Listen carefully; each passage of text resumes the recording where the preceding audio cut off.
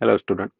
Let us solve question from Newton's laws of motion. So question number 11 from question bank is what is non-inertial frame of reference? Give two example. तो हमारे पास दो type की frame of reference होती है, एक inertial और दूसरी non inertial. तो इनर्शियल फ्रेम आपको पता है कि इनर्शियल फ्रेम क्या होती है। Inertial frame is the frame which is fix और which is moving with the constant velocity, यानी इसका एक्सेलरेशन जीरो होता है। इस टाइप की फ्रेम को हम इनर्शियल फ्रेम ऑफ रेफरेंस बोलते हैं। Non inertial frame of reference क्या होती है, जिसके पास कुछ तो एक्सेलरेशन होता है। देखिए पॉइंट नंबर वन है एन एक्सेलरेटेड, सॉरी मैं कलर चेंज कर देता हूँ।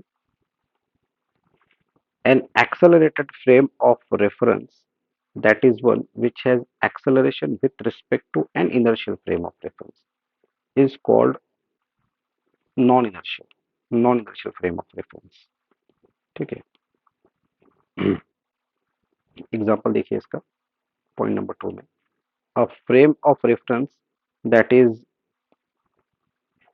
moving in a straight line with an acceleration with respect to an inertial frame।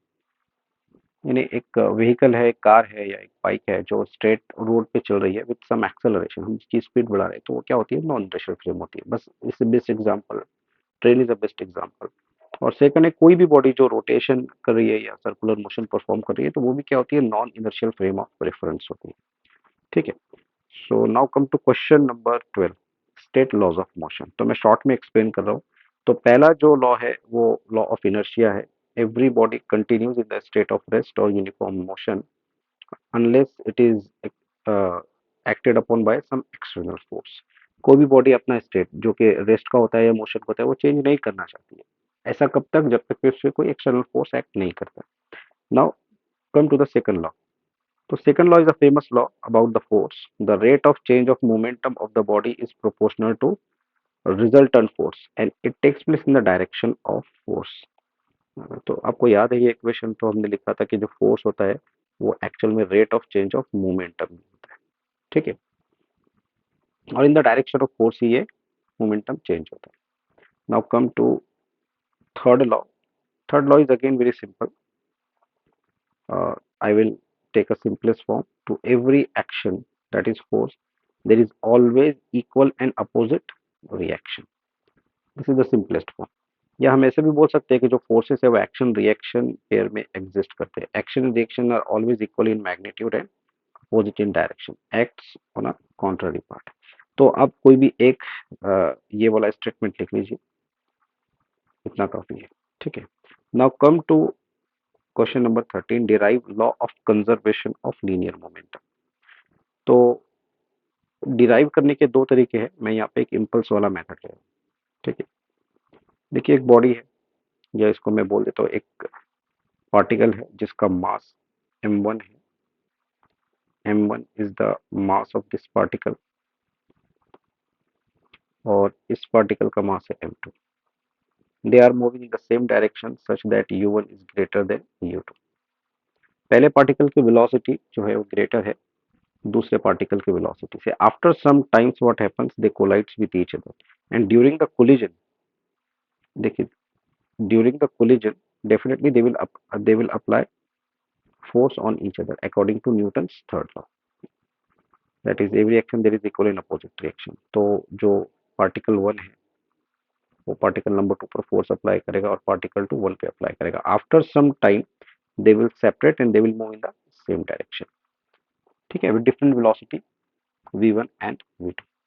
मैं डेरिवेशन की तरफ आता हूँ, मैं मोमेंटम वाला मेथड यहाँ पे यूज कर रहा हूँ। तो देखिए during the collision what happens, particle 1 exert force which is written as F21, force on 2 because of 1 on particle 2, and due to this momentum F21 into delta T on the particle 2 changes its linear momentum। और कहाँ से कहाँ change होता है, तो m1 u1 से ये m2 v2 हो जाता है। ये इनिशियल मोमेंटम हो, ये हुआ इनिशियल मोमेंटम, और सेपरेट होने के बाद ये हो जाएगा फाइनल मोमेंटम। ठीक है। वैसे इसको समझने का एक तरीका ये भी है कि हम फोर्स की इक्वेशन से भी समझ सकते हैं।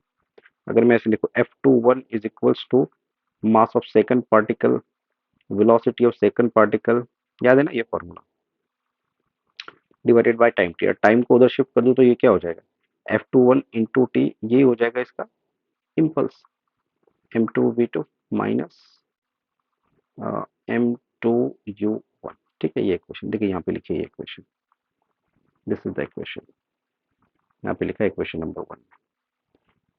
नाउ सिमिलरली जो पार्टिकल 2 है, it will apply force on particle number 1, तो उसके लिए मैंने ये इक्वेशन लिखी। ठीक है, this is the equation impulse के फॉर्म में। लेकिन हमको एक और बात पता है from Newton's third law of motion, यहाँ पे लिखा है कि ये दोनों फोर्सेस इक्वल तो होंगे मैग्नीट्यूड में, बट डायरेक्शन में अपोजिट होंगे। सो इस इक्वेशन नंबर 1 और इक्वेशन नंबर 3 को हम यहाँ पे लाके इस इक्वेशन 2 में रख देते हैं।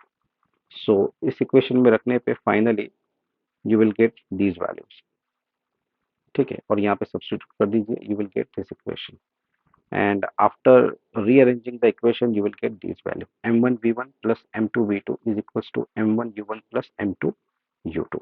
अब यहाँ पे थोड़ा सा ध्यान देना, ये क्या चीज है देखो तो, ठीक है, दिस वे, ये है मोमेंटम आफ्टर कोलिजन, और ये क्या है m1u1 plus m2u2, ये है मोमेंटम बिफोर कोलिजन।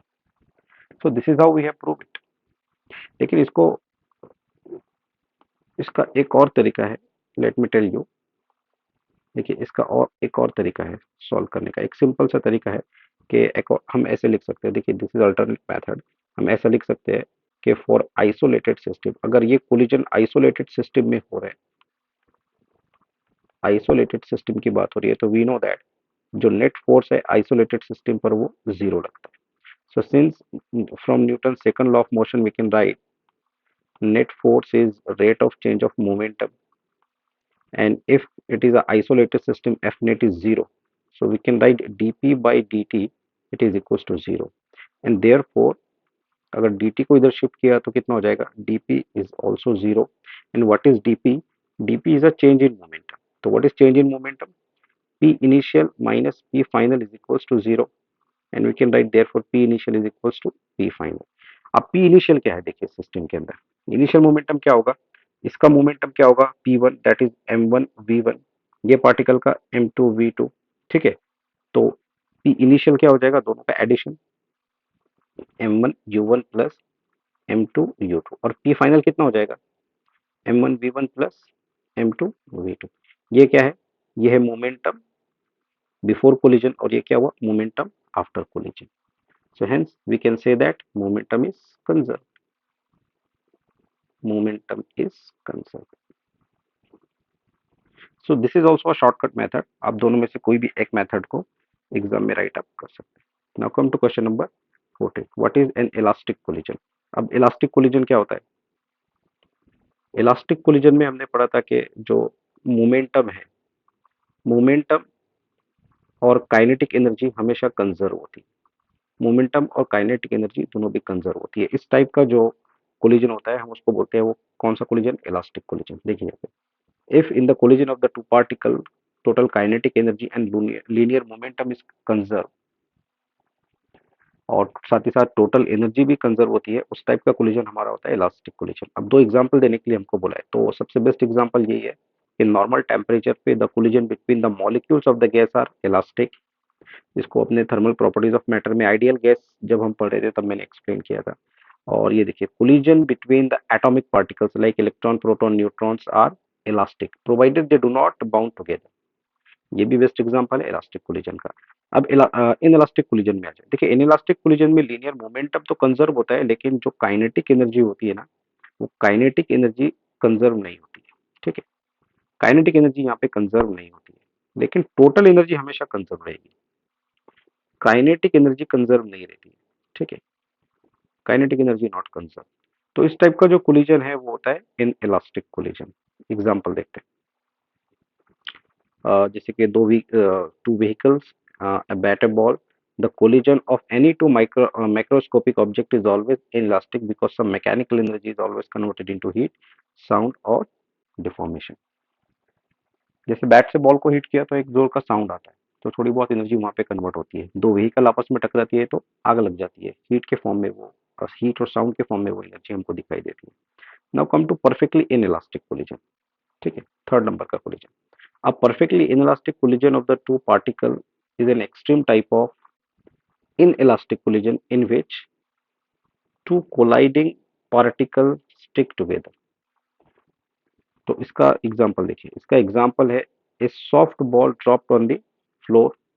एक मड का एक मिट्टी से, एक गीली मिट्टी का एक छोटा सा बना हुआ बॉल अगर हमने फ्लोर पे ड्रॉप किया तो वो स्टिक हो जाता है फ्लोर से। और इसका दूसरा एग्जांपल है if we fire a bullet then bullet get embedded into a wooden block and both the bodies move together. तो ये भी इसका एक एग्जांपल है। ये है perfectly inelastic collision.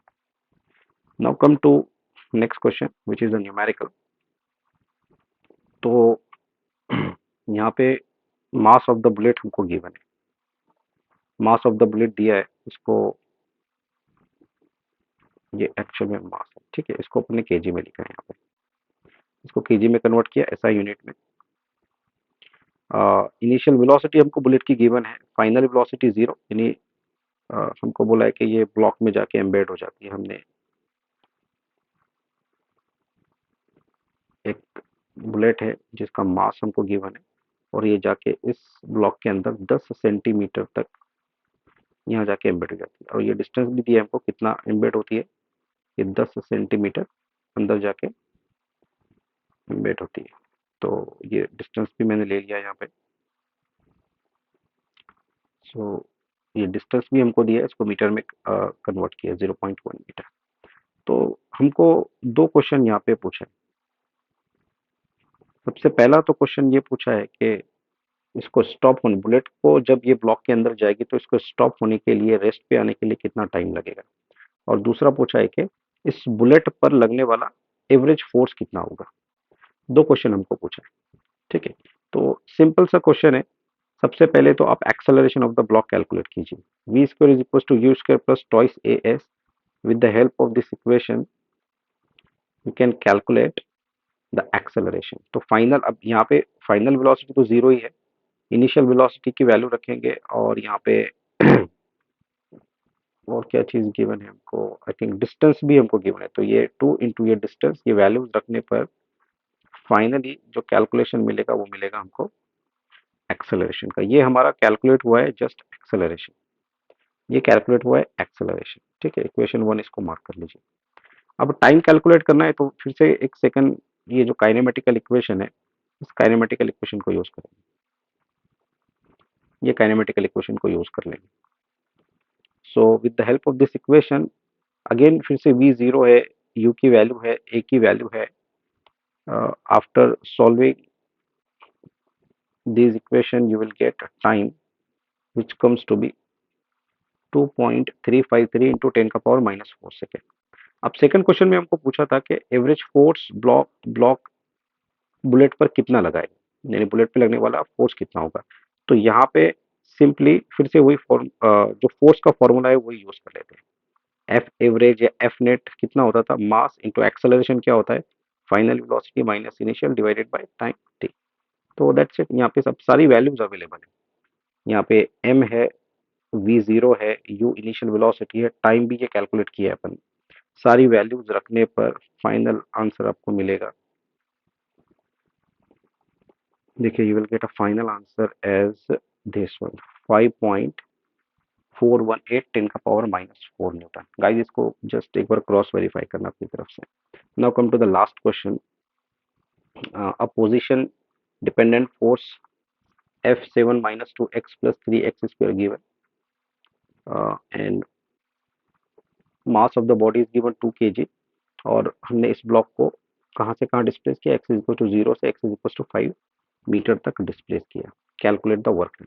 अब देखिए ये जो एग्जांपल है this is the example of work done by variable force.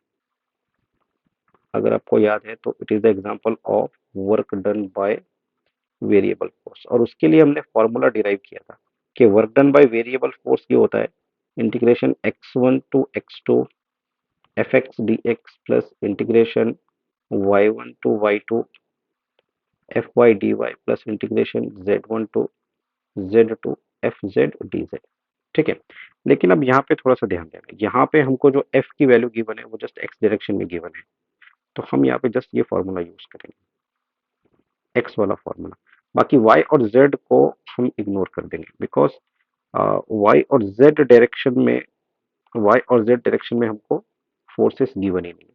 यानी हमारा जो फाइनल फॉर्मूला रहेगा वो ये फॉर्मूला रहेगा, W is equal to integration from x1 to x two F x d x. ठीक है, और यहाँ पे अब सारी चीजें गिवन है, देखो x1 यानी इनिशियल वैल्यू भी गिवन है, 0 से डिस्प्लेस किया x टू 5 तक, f हमको दी गिवन है 7 minus 2x plus 3x square into T x. That's it. अब ये सॉल्व हुआ, इंटीग्रेशन को इंट्रोड्यूस करना है और साथ ही साथ सेपरेट भी करना है इंटीग्रेशन को, और बाकी इंटीग्रेशन को सॉल्व करने के बाद आपको ये सारी चीज़ें मिल जाएगी। देखो ये सेम फॉर्मूला यूज किया, इंटीग्रेशन सॉल्व कीजिए, सारी वैल्यूज रखिए, और फाइनली सब कुछ सॉल्व करने के बाद आपको मिलेगा ये आंसर 135 जूल।